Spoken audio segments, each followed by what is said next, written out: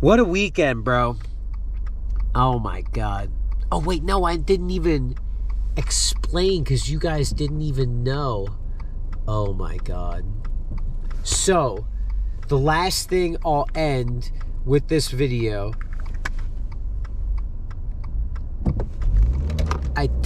I ended the last video with like, I don't know. Oh my god, I'd never explained that. I'll just edit this part in. Edit, insert. Thanks for watching. What's up, nerds? Back with another video. This time, part 2 of the Insane Weekend story. The editing on this one's a little weird, and that's because I recorded everything except for the texts that I got immediately after the last video. So if you haven't seen part 1, this is going to be a direct continuation off of part 1. So, almost maybe like 5 minutes after I ended that video, right? Where I asked myself, something seems up.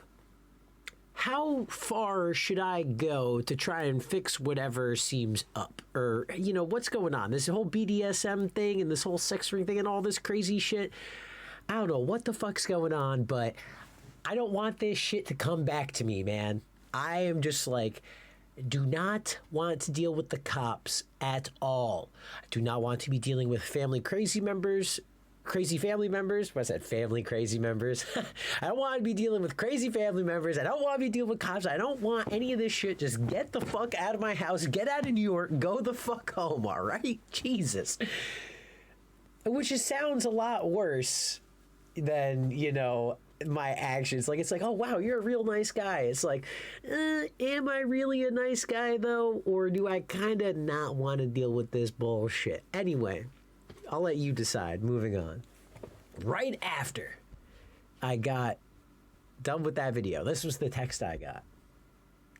I'm sorry, Luke. I made a big mistake. I did try to call Kevin, but he wouldn't answer.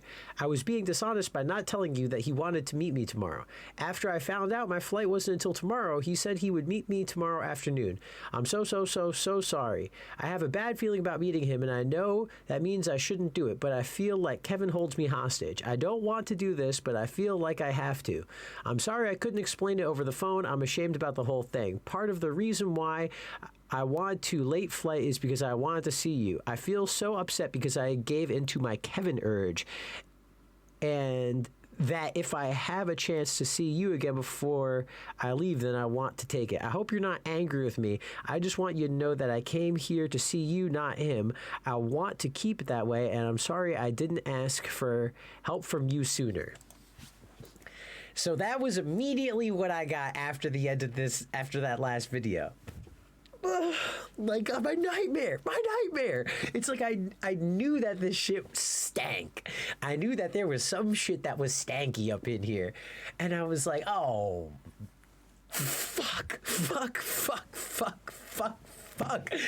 God damn it. Why did you message this fucking BDSM freak? God fucking damn it.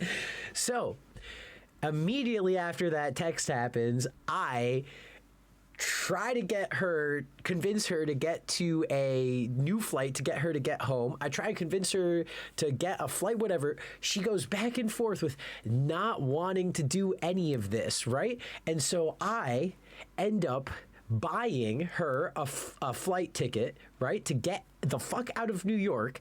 And then because I do not trust her to see this fucking crazy freak BDSM guy, because again, as last video you just saw, I was like, oh, what should I do? What's going on? I wonder what's going to happen. And it turns out, oh, surprise, I was right. She did go talk to this fucking crazy motherfucker. So it's like, I was like, okay, I was right on the one thing. I do not want to be right about, oh, she's going to get murdered if she goes to with this fucking crazy guy that she's just done all this, like, you know, like, so that's why I just really drove me off the wall and made this weekend so insane, because I just could not deal with whatever the fuck was going on with all this. So anyway, that's the texts that I got back, and that will put a lot of the rest of this footage into perspective. Thank you. Smoke grass, eat ass. Deuces. All right. Well, turn the light.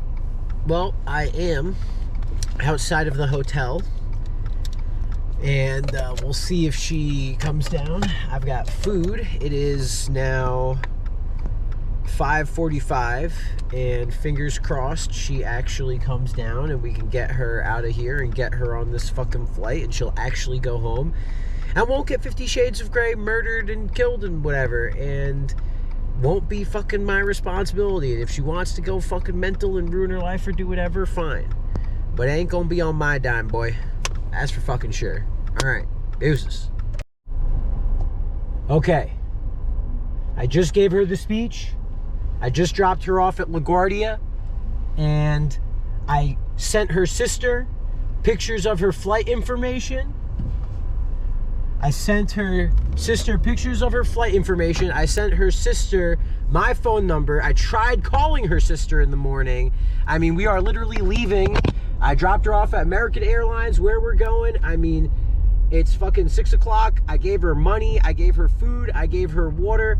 As far as I am concerned, I fucking did as best as I could to get her back home to her fucking family. I paid for this other flight. I did all this. I mean, holy shit, bro. This bitch better take this fucking airport home. Take this flight home. If this bitch doesn't take this flight home, I mean, is it really my fault at that point? Is it like really my fault at that point, you know? Fuck. I don't know, man. Sheesh. I just know that's fucking the end of this little leg. I'm going to have to now call. Now I've got to worry about the airport and worry about making the call to make sure that she actually gets on the flight. But, I mean, fuck, dude. I think I did as good as I could get. All right. So, the final conclusion. Recording it on the car to the gym. Finally done with everything. Thankfully, the conclusion I was waiting to get a text. She will, let me know she's okay. And I got that text, right before coming out, and because I didn't want to make this until I had a firm conclusion. So I'm happy I can say with 100% certainty, confirmed with family, that she has left New York and has arrived back in her state where she lives with her family, and where she is promptly going to be going to therapy and, figuring what the fuck's going on. And, fuck yeah, baby. No prison, no cops, no serial crazy BDSM murderers, no fucking insane, further mind games of how deep can this go. It's just done and dusted, baby. And, I mean, all things considering, looking back at it, right? It's like, okay, had the money and the gas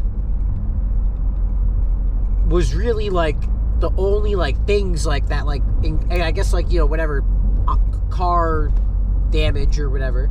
But, the time that I spent with her, I think, was well spent. We had a lot of fun. Overall, in general, time-wise and overall, how did everything go general? This was a small hiccup. Obviously, it was a little nuts, right? But, as far as, grand scheme of things, big picture here, had a lot of fun. It was nice, and who knows? Maybe now she'll, who knows? Maybe now, 5 years down the lane, she'll be like, hey, what's up?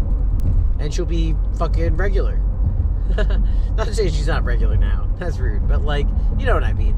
In some time, I hope she'll be, hit me back up. But, I'm deuces, homie. Enjoy doing you for a while. Because you're going to have to do you for a while. And I think now, she realizes that.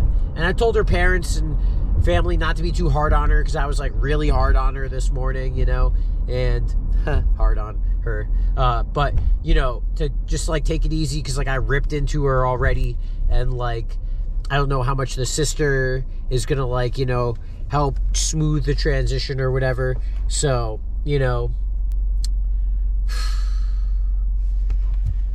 Thank God, bro.